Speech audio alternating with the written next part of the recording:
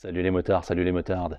Aujourd'hui je vais vous faire une petite vidéo très rapide, très succincte, un peu une vue d'ensemble de Habi, donc cette Himalayan de Royal Enfield, histoire de vous montrer un peu voilà, globalement à quoi elle ressemble, ce qu'il y a dessus, vous montrer le compteur, des choses comme ça. Il y aura d'autres vidéos dans lesquelles je donnerai un peu plus le ressenti suite à plusieurs kilomètres, plusieurs balades, un peu ce que ça donne. Et puis écoutez, voilà, en attendant vous pouvez vous abonner, cliquez sur la petite cloche si vous souhaitez être informé des prochaines vidéos. Et puis à tout de suite. Nous voilà devant Habi, Himalayan Royal Enfield. C'est un monocylindre 4 temps de 411 cm3. Franchement très sympa. Pour l'instant j'ai pas encore fait 100 bornes avec, mais j'adore ce style trail rétro. Qu'est-ce que je peux vous dire dessus? Bah écoutez, c'est un réservoir de 15 litres. La consommation est donnée pour 3,5 litres au 100, donc on verra. On testera ça. On verra bien ce que ça donne, on verra ce que le compteur nous dit, on verra aussi ce qu'il en est dans la réalité. De base, elle vient avec ses protections latérales. Je vais en ajouter des protections de carter JV TED9050. De base aussi, elle vient avec béquille latérale, bien entendu, mais la béquille centrale aussi. Une bulle dans sa version noire qui est fumée. Je ne suis pas sûr que ce soit le cas dans les autres couleurs. En termes de pneumatiques, nous avons du 21 pouces à l'avant, du 17 à l'arrière. On remarquera le double garde-boue à l'avant qui lui donne un look assez sympa, à voir si je le rehausse un peu. Donc il se fait des entretoises, personnellement je les imprimerai en 3D. Je vous mettrai le STL si ça vous intéresse. Que dire de plus? Refroidissement air huile avec le petit radiateur qui est ici mais qui fait franchement bien le taf, hein. Il n'y a pas de souci pour l'instant en tout cas, sachant qu'on a une température ambiante en ce moment de 25 degrés, donc ça va, elle n'a pas l'air de trop chauffer.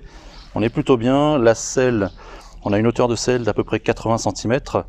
Donc bon, là elle est sur la béquille centrale, donc elle est un peu plus haute. Personnellement je suis 1m87, ça me va bien quoi. Pas de souci, je pose les pieds par terre, ça c'est pas un problème. En même temps il y a peu de motos où je ne pose pas les pieds par terre. Selle confortable. Elle vient aussi de base avec ce repose top case, ce support de top case avec une charge maximale de 7 kg. Donc en fonction, il existe des renforts. Il existe, comme je le disais dans la précédente vidéo aussi, les supports pour porter des valises latérales que j'installerai plus tard. Voilà, qu'est-ce que je peux vous dire de plus? Le compteur, très sympa le compteur. Ça aussi fait partie de mes critères de choix parce que c'est un compteur à aiguille et personnellement je ne voulais pas d'écran LCD. Enfin, je n'ai pas que un écran LCD. Je préférais vraiment avoir des aiguilles, donc je vais vous montrer ça dans la suite de la vidéo, un peu plus en détail. Que dire de plus? 5 vitesses. Qui passe plutôt bien. Écoutez, pour l'instant, je n'ai pas eu à m'en plaindre sur les peut-être 80 bornes que j'ai pu faire, je ne sais pas. Voilà, écoutez, je vous propose qu'on regarde le compteur et puis qu'on continue cette vidéo. Voilà, donc au niveau du compteur, on retrouve le compteur de vitesse en km/h et en miles per hour, avec un petit écran LCD que vous verrez, vous allez retrouver toutes les informations sur la distance parcourue, les trips, tout ça, hein, la conso. Différents voyants ici, donc les clignots, la position neutre, l'ABS ou pas, la partie jauge d'essence. Ici c'est une boussole, je vais vous montrer ça juste après, le compte-tours, et ici c'est ce qu'ils appellent le tripper, qui vient donc vous donner la direction si vous le reliez, si vous l'appairez à votre téléphone en Bluetooth et l'application Royal Enfield. Donc en gros, qu'est-ce que ça donne si on met le contact? Voilà, petite initialisation. Voilà, donc si on regarde un peu plus cet écran là, donc on a la distance totale parcourue, le dernier trip 72,6 km, la température extérieure, nous avons l'heure, voilà, on peut sélectionner d'autres petites choses, faire apparaître d'autres petites choses en appuyant sur les boutons sélection et mode. Et ici vous avez le bouton ABS. ABS reste allumé tant que la moto n'est pas en train de rouler, donc il va s'éteindre dès que je vais dépasser les 3-4 km/h. S'il ne s'éteint pas, c'est qu'il y a un dysfonctionnement. S'il clignote, c'est que j'ai désactivé l'ABS à l'avant. Il ne reste que celui de l'arrière. Le compte-tours, voilà, rien d'extraordinaire, hein, c'est un compte-tours. Et ici, le tripper, lui, va vous indiquer soit l'heure, soit va vous donner la direction à suivre. Donc ça, je vais vous le montrer. Je vais allumer le téléphone en Bluetooth pour que vous puissiez voir ce que ça donne. Voilà, donc là, au niveau de l'application Royal Enfield, Alors malheureusement, on ne peut pas utiliser l'application Google Maps ou Waze de base, hein. Il faut vraiment passer par l'application Royal Enfield, mais qui est sur base de Google Maps. Donc une fois que vous avez apparaît ça, on peut voir qu'ici, il va m'indiquer le chemin à suivre. Ici, il va me dire qu'il y a 350 mètres. Ah, voilà. Donc là, j'ai perdu la connexion, voilà. Donc là, il va m'indiquer qu'il y a 350 mètres, il y a un rond-point, et qu'il faudra que je prenne la 3e sortie. Et que le parcours total, alors là, je lui ai dit que j'allais à Paris, sera de 490 km. Alors, c'est plutôt pas mal. 2 petits points négatifs cependant, c'est que si le soleil tape en plein dessus, vous ne voyez plus rien.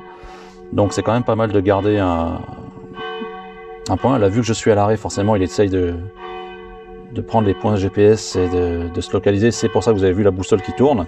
Normalement, ça ne le fait pas spécialement. Autre point peut-être un peu négatif, c'est que c'est du Bluetooth.